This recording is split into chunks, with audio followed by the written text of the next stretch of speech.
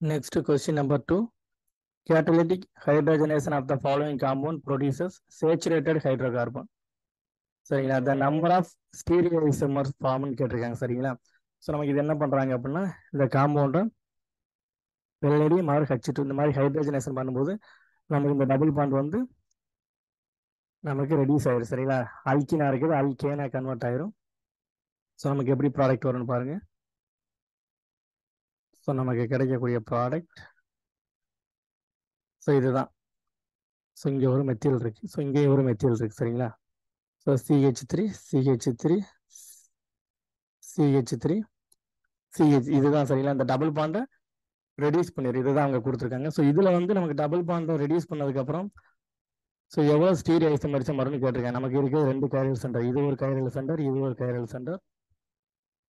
சரிங்களா, நமக்கு 2 chiral centre இருக்கு. ஸோ நமக்கு பாருங்க, இந்த சிங்கிள் பாண்ட் அப்படி ரொட்டேட் பண்ண அப்படின்னா நமக்கு எப்படி ஃபார்ம் ஆகுன்னு பாருங்க. நமக்கு ரொட்டேஷன் இருக்கு இல்லையா, ஸோ நமக்கு ரொட்டேட் பண்ண அப்படின்னா ஸோ இப்படி இருக்கு. சரிங்களா, அந்த இடத்துல ஒரு CH3, ஸோ இது ஒரு CH3. ஸோ இப்படி ரொட்டேட் பண்ணதுக்கு அப்புறம் நமக்கு கிடைக்கக்கூடியது பாருங்க, ஒரு பிளேன் ஆஃப் சிமெட்ரி. ஸோ இந்த பாதியும் ஸோ இங்கிட்டு இருக்க பாதியும் வந்து பார்த்தீங்கன்னா உங்களுக்கு சேமா இருக்கு. சரிங்களா, அப்போ இது வந்து பார்த்தீங்கன்னா மீசோ காம்பவுண்ட். மீசோவா இருக்கு அப்படின்னா ஸோ நமக்கு மீசோ காம்பவுண்டா இருந்தது அப்படின்னா 2n-1 ஃபார்முலா. சரிங்களா, ஸோ இதுதான் ஸ்டீரியோ ஐசோமரிசம் கண்டுபிடிக்கிறதுக்கான ஃபார்முலா. இன்கேஸ் மீசோ காம்பவுண்டா இருந்தது அப்படின்னா. மீசோவா இல்லை அப்படின்னா நமக்கு எல்லாத்துக்குமே தெரிஞ்ச ஃபார்முலா தான். மீசோ இல்லை அப்படின்னா 2n ஃபார்முலாவை நீங்கள் அப்ளை பண்ணணும். இந்த ஃபார்முலா வந்து பார்த்தீங்கன்னா மீசோவா இருந்தாலும் இந்த ஃபார்முலா அப்ளை பண்ணணும். இது வந்து பார்த்தீங்கன்னா நாட் மீசோ காம்பவுண்ட். அப்போ என்னன்னு பாருங்க, ஸோ நமக்கு 2 கைரல் சென்டர் இருக்கு. ஸோ என்ன அப்படிங்கிற number of chiral centre, so நமக்கு 2 - 1.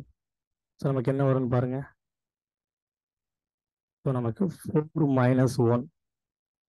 ஸோ நமக்கு ஆன்சர் வந்து பார்த்தீங்கன்னா 3. ஸோ ஆன்சர் கரெக்ட் ஆன்சர் வந்து பார்த்தீங்கன்னா 3 தான் correct answer. So next question பாருங்க.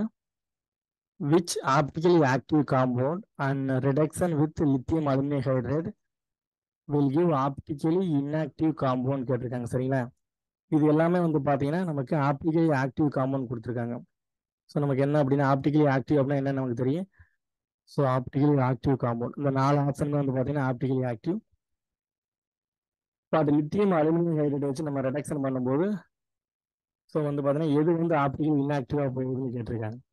ஸோ ஆப்டிகலி ஆக்டிவ் மீன்ஸ் நம்ம கைரல் சென்டர் இருக்கணும். ஸோ இது ஒரு கைரல் சென்டர், ஸோ இது ஒரு கைரல் சென்டர், ஸோ இது ஒரு கைரல் சென்டர், இது ஒரு கைரல் சென்டர். 4 டிஃப்ரெண்ட் குரூப் இருக்கு இல்லையா. ஸோ கைரல் கார்பன் இருந்தாலும் அது வந்து பார்த்தீங்கன்னா ஆப்டிகலி ஆக்டிவ் காம்பவுண்ட். ஸோ நம்ம பாருங்க, இப்போ நம்ம ஆப்ஷன் ஏவை நம்ம ரெடக்ஷன் பண்ணுவோம். 1 by 1 ரெடக்ஷன் பண்ணி எது வந்து ஆப்டிகல் இன்ஆக்டிவ் கண்டுபிடிப்போம். சரிங்களா, ஆப்டிகல் இன்ஆக்டிவ் அப்படின்னா ஏ கைரல் சென்டர் இருக்கணும். சரிங்களா, ஏ கைரல் பாருங்க, ஃபர்ஸ்ட் ஏ ஆப்ஷன் நம்ம லித்தியம் அலுமினியம் ஹைட்ரைடு வச்சு ரெடக்ஷன் பண்ண அப்படின்னா ஸோ நமக்கு தெரியும் ஆசிட்டை பிரைமரி ஆலைகளால் ரெடக்ஷன் பண்ணோம். அது நமக்கு எல்லாத்துக்கும் தெரிஞ்சது தான் ஒன்று. சரிங்களா, OCH3 இருக்கு, இதை வந்து பார்த்தீங்கன்னா பிரைமரி ஆலைகளால் ரெடக்ஷன் பண்ணோம், CH2OH. பாருங்க, நமக்கு லித்தியம் அலுமினியம் ஹைட்ரைடு ரெடக்ஷன் பண்ணதுக்கப்புறம் நமக்கு என்ன கிடைக்குதுன்னு பாருங்க, கைரல் சென்டர் தான் கிடைக்குது. சரிங்களா, இது ஒரு கைரல் சென்டர். அப்போ இது ஆப்டிகல் ஆக்டிவ், அப்போ ஏ ஆப்ஷன் வராது. நெக்ஸ்ட் பி ஆப்ஷனை பாருங்க. ஸோ இந்த ஆசிட் தான் நமக்கு என்ன பண்ணும் அப்படின்னா பிரைமரி ஆலைகளை ரெடியூஸ் பண்ணும். ஸோ ரெடியூஸ் பண்ணுற ப்ராடக்ட் மட்டும் தான் எழுதுங்க.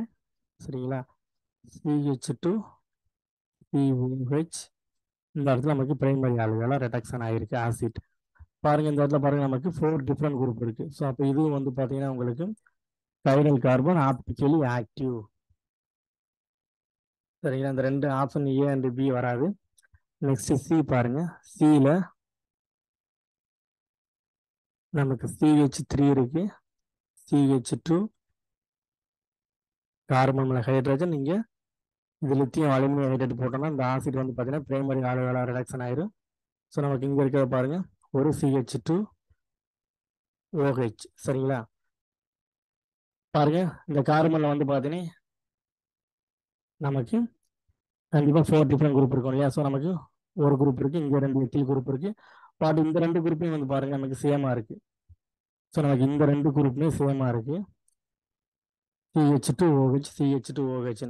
அப்போ இது வந்து பார்த்தீங்கன்னா not a chiral carbon. So இது வந்து பார்த்தீங்கன்னா ஏ கைரல் கார்பன். ஸோ இந்த கார்பன் வந்து பார்த்தீங்கன்னா ஏ கைரலாக கன்வெர்ட் ஆயிடுச்சு. இதுக்கு முன்னாடி வந்து பார்த்தீங்கன்னா இவர் வந்து கைரலாக இருந்தார். ஸோ இவர் வந்து chiral. So lithium aluminium reaction ஆனதுக்கப்புறம் நமக்கு ஏ கைரலாக கன்வெர்ட் ஆயிடுச்சு. ஸோ இப்போ இது வந்து பார்த்தீங்கன்னா ஆப்டிக்கலி இன்ஆக்டிவ். நெக்ஸ்ட் 4th ஆப்ஷனை பாருங்க. டி ஆப்ஷனை பாருங்க. இது நமக்கு ஆசிட் இங்கே இருக்கு சரிங்களா? அப்போ நம்ம ஆசிட்டை பிரைமரி ஆல்கஹாலாக கன்வெர்ட் பண்ணோம் அப்படின்னா CH2OH.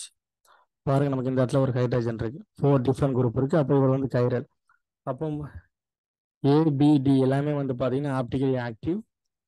சி மட்டும்தான் உங்களுக்கு ஆப்டிக்கலி இன்ஆக்டிவ்.